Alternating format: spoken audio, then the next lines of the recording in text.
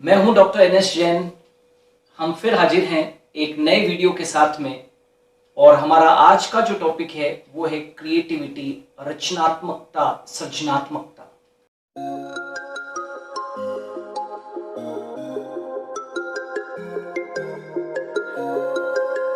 दोस्तों, everyone is having the creativity और अपने अपने तरीके से अलग अलग तरीके के लोगों के अंदर क्रिएटिविटी होती है। किसी के अंदर ड्राइंग की क्रिएटिविटी है, किसी के अंदर डांसिंग की है, किसी के अंदर सिंगिंग की क्रिएटिविटी है, किसी के अंदर राइटिंग की क्रिएटिविटी है। लेकिन इस क्रिएटिविटी को मैं बेहतर तरीके से समझाने के लिए मैं आपको कुछ एग्जांपल देना चाहता हूँ। मेरे पास में एक हाथ में एक पेंसिल है। कहने को तो ये एक सिंपल पेंसिल है, लेकिन इस पेंसिल में बहुत राज है। इस पेंसिल को भारत के अंदर एक छोटी सी बच्ची ने पेटेंट करवाया है, and because of that she has got the presidential award. इस पेंसिल में क्या खासियत है, क्या क्रिएशन है, आप ये समझिए। इस पेंसिल के पीछे एक कैप्सूल जैसी पीछे एक प्लास्टिक कैप लगी हुई है, और उस प्लास्टिक कैप के अंदर अलग सीड्स हैं। इसमें इन पेंसिल्स का अलग अलग नाम दिया हुआ है। जैसे मेरे हाथ में पेंसिल है, इसके ऊपर लिखा हुआ है बीन पेंसिल। ऐसे ही मैंने कुछ पेंसिल्स देखी जिसके ऊपर लिखा हुआ है चिली पेंसिल, एक्सेट्रा एक्सेट्रा। उस बच्ची का सोच देखिए, उसका क्रिएशन देखिए, उसकी एक डिफरेंट लेवल देखिए। उसने किस लेवल के ऊपर सोचा है कि इस पेंसिल के अंदर सीड है। जब ये पेंसिल खत्म होगी तो एक बच्चा जो है वो इसको किसी ग्राउंड के अंदर जाके डाल दे या किसी गमले के अंदर डाल देगा तो एक नया प्लांट जो है वो रेज हो जाएगा। एक छोटी सी बच्ची का क्रिएशन देखिए आप। दूसरा एग्जाम्पल मैं आपको देना चाहूंगा। सन 2010 के अंदर एक व्यक्ति जिसका कि नाम था उदय कुमार धर्मालिंगम, उन्होंने भारतीय करेंसी जो रुपया है उसके लिए एक सिंबल क्रिएट किया। आप सबने वो सिंबल तो देखा ही आपने। क्यों ऐसा हुआ कि इतनी बड़ी देश की जनसंख्या के अंदर केवल उसी पर्सन के दिमाग में आया कि र और ऊपर जो है वो एक स्लैश लगा दिया उन्होंने, और वो इंडिया की करेंसी का सिंबल बन गया। ये सब मैं एग्जांपल आपको इसलिए दे रहा हूं क्योंकि ये क्रिएटिविटी से एसोसिएटेड है। क्यों ऐसा हुआ कि कपिल शर्मा ने जो अपने शो के अंदर हास्य को अपने भारत के अंदर एक नया आयाम दिया, ये सब क्रिएटिविटी है। और ये जो क्रिएटिविटी है वो ऐसा नहीं है कि क्रिएटिविटी जो है वो एक नए जमाने की लोगों के अंदर सोच है। नो, यदि हम आदिम काल से देखें, प्राचीन समय से देखें, तो क्रिएटिविटी तो आदि मानव से चली आ रही है। आज जो कुछ हम लोग हैं वो सब उस पुरानी क्रिएटिविटी की तो देन है। पुराने जमाने के अंदर जब इंसान ने सोचा कि भोजन को पकाने के लिए क्या किया जाए, तो उसने दो पत्थरों को रगड़ा और इस तरीके से आग का आविष्कार हो गया। वो क्रिएटिविटी तो थी। उसने अपनी पेट की प्यास को बुझाने के लिए कुछ ऐसे पत्थरों के हथियार तैयार किए जिससे कि उसने शिकार किया और भोजन को प्राप्त किया। ये सब क्रिएटिविटी है। तो दोस्तों, जब क्रिएटिविटी की बात करते हैं तो क्रिएटिविटी है क्या? तो क्रिएटिविटी जो है वो नए थॉट्स, नए आइडियाज की तलाश है जो बिल्कुल डिफरेंट हो।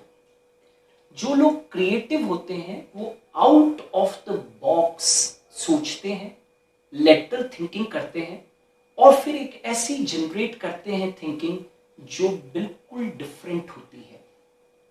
ये बेसिकली क्या है? क्रिएटिविटी है। क्रिएटिविटी जो होती है वो जनरेट करती है नए नए अल्टरनेटिव्स को, ये जनरेट करती है नई पॉसिबिलिटीज को। जिस चीज का किसी के पास में सॉल्यूशन नहीं होता है, क्रिएटिविटी उसका भी सॉल्यूशन जो है वो क्रिएट कर देती है। ये जो क्रिएटिविटी है ये हमारे आइडियाज को रियलिटी में बदलती है। आपको मैं यूं समझाने की कोशिश करूंगा कि क्रिएटिविटी के दो एस्पेक्ट्स हैं। पहला है थिंकिंग एंड देन प्रोड्यूसिंग। याद रखिएगा, क्रिएटिविटी के कितने एस्पेक्ट्स हैं? दो एस्पेक्ट्स हैं। पहला है थिंकिंग एंड देन प्रोड्यूसिंग। इसको कुछ मैं इस तरीके से समझाने की कोशिश करूंगा। तीन वर्ड हैं जो एक दूसरे से एसोसिएटेड हैं। पहला है क्रिएटिविटी, दूसरा है इमेजिनेशन और तीसरा है इनोवेशन। इन तीनों चीजों को आप समझिए। हालांकि ये कोरिलेटेड वर्ड्स हैं, लेकिन तीनों में कई लोगों को इसके बारे में स्पष्ट जानकारी नहीं है। याद रखना, यदि आपके मन में कोई आइडिया जनरेट होता है, कोई थॉट जनरेट होता है, तो ये तो आपकी क्रिएटिविटी हुई। और वो आइडिया जो है वो बिल्कुल डिफरेंट होना चाहिए, बिल्कुल नया होना चाहिए। ये तो हुई क्रिएटिविटी। और आप उस क्रिएटिविटी को इम्प्लीमेंट करते हैं, आप अपने आइडिया को, अपने थॉट को, अपने विचार को इम्प्लीमेंट करते हैं, वो है इनोवेशन। और यदि क्रिएटिविटी से जनरेटेड आइडिया को आप इम्प्लीमेंट नहीं करते हैं, तो वो हो गया आपकी कल्पना, यानी कि इमेजिनेशन। तो ये जो तीन वर्ड्स हैं, इसके बारे में आपको क्लियर होना चाहिए।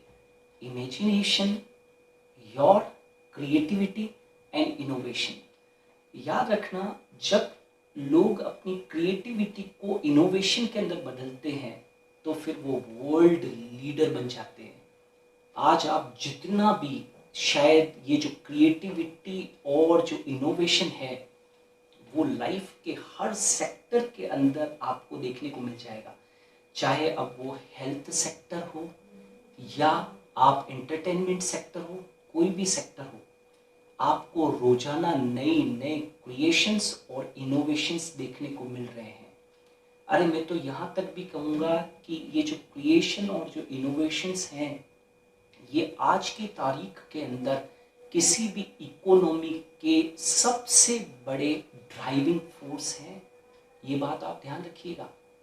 हर सेक्टर, कोई भी सेक्टर हो, इनोवेशन और क्रिएशन बहुत बहुत इंपॉर्टेंट है। दोस्तों, creativity improves our life, it makes it better.